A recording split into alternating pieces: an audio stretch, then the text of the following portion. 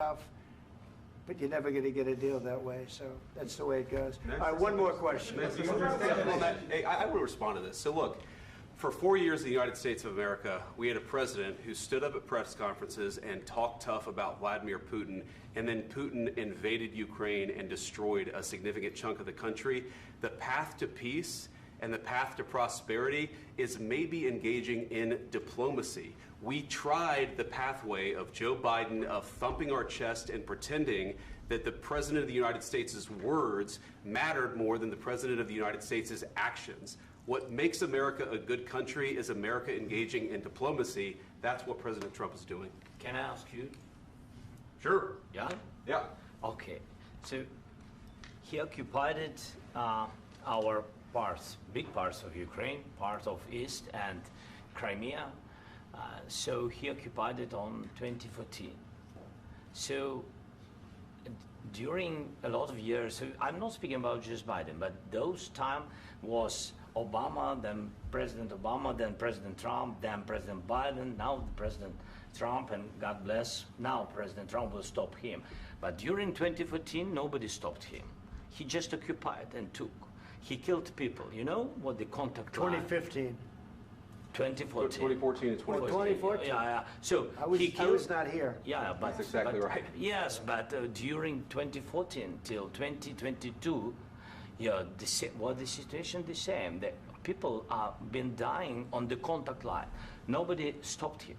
You know that we had conversations with him, a lot of conversation, my bilateral conversation, and we signed with him, me, like a new president. In 2019, I signed with him the deal. I signed with him, Macron and Merkel, we signed ceasefire. Ceasefire. All of them told me that he will never go. We signed him with gas contract.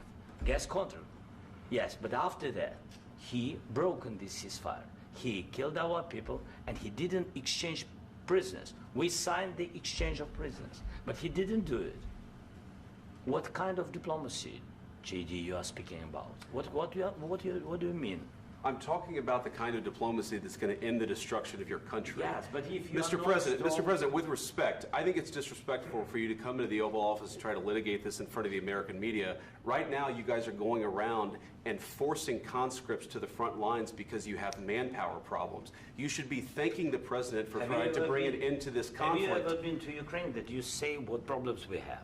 I have been to. Come once. I've actually watched and seen the stories, and I know what happens is you bring people, you bring them on a propaganda tour, Mr. President. Do you disagree that you've had problems bringing people into your military? And do you think that it's respectful to come to the Oval Office of the United States of America and attack the administration that is trying to prevent the destruction of your country? A lot of questions. Let's start from the beginning. Sure. First of all, during the war, everybody has problems, even you, but you have nice ocean and don't feel now, but you will feel it in the future. God bless. You don't know that. God bless. God bless. You will not have a war. Don't tell us what we're going to feel. We're trying to solve a problem. Don't tell us what we're going to feel. I'm not telling you. Because you're in no position to dictate that. That's exactly what you're doing. You're in no position to dictate what we're going to feel. We're going to feel very good. You will feel influence. We're going to feel very good and very strong. You will feel influence. You're right now not in a very good position. You've allowed yourself to be in a very bad position, and he happens to be right about it. From the very beginning of the war. You're not in a good position. You don't have the cards right now. With us, you start having cards. Right now, you don't. You're playing cards. You're playing cards. You're gambling with the lives of millions of people. You're gambling with World War III. You're gambling with World War III. And what you're doing is very disrespectful to the country, this country. That's back to you. Far more than a lot of people said they should have. Have you said thank you once? This entire meeting? No, in this entire meeting, have you said thank you? You went to Pennsylvania and campaigned for the opposition in October. Offer some words of appreciation for the United States of America and the president who's trying to save your country. Please, you think that if you will speak very loudly about the war, you can... He's not speaking loudly. He's not speaking loudly. Your country's in big trouble. Can I Wait a minute. No. You've done a lot of talking. Your country is in big trouble. I know. You're not winning. I know. You're not winning this. You have a damn good chance of coming out okay because of us. Mr. President, we are staying in our country, staying strong from the very beginning of the war. We've been alone, and we are thankful. I said thanks you haven't in been this alone. cabinet, You and haven't not been only alone. in this cabinet. We gave you, through I this said stupid president, $350 billion. You voted we gave for you your military president. equipment, and voted you for men your are brave, president. but they had to use our military. What about West? If you didn't have You our invited military me- equipment, You invited if me you to didn't speak. have our military equipment, this war would have been over in 2 weeks. In 3 okay? days, I heard it from Putin. In 3 days, this is something Maybe new. less. In 2 weeks, of course, yes. It's going to be a very hard thing to do business like this. I Again, tell you. just say thank you. I said a lot of times thank you to American people. Accept that there are disagreements, and let's go litigate those disagreements rather than trying to fight it out in the American media when you're wrong. We know that you're wrong. But you see, I think it's good for the American people to see what's going on. I understand, sir. I think it's I very understand. important. That's why I kept this going so long. You have to be thankful. You don't have the I'm cards. thankful. You're buried there. Your people are dying. tell you You're again, running I low know. on soldiers. Don't- Listen, don't please, you're running Mr. low on President. soldiers. It would be a damn good thing. Mr. And then President. then you tell us, I don't want a ceasefire. I don't want a ceasefire. I want to go and I wanted this. Look, if you could get a ceasefire right now, I tell you, you take it so the bullets stop flying and your men stop getting killed. Of course, we want to stop the war. But But you're I saying said, you don't want a ceasefire. But I said to you, I want a ceasefire. with guarantees. Because you'll get a ceasefire faster than an agreement. Ask our people about ceasefire, what they think. That wasn't doesn't with matter me. for you what- That what wasn't this with me. means. It That was wasn't with with you. a guy named Biden, who was not a smart person. This That is was your, with, this that was is with your Obama. president. It was your president. Excuse me. That was with Obama, who gave you sheets, and I gave you javelins. Yes. I gave you the javelins to take out all those tanks. Obama gave you sheets. In fact, the statement is, Obama gave sheets and Trump gave javelins. You got to be more thankful, because let me tell you, you don't have the cards. With us, you have the cards. But without us, you don't have any cards. One more question to Mr. Vice President.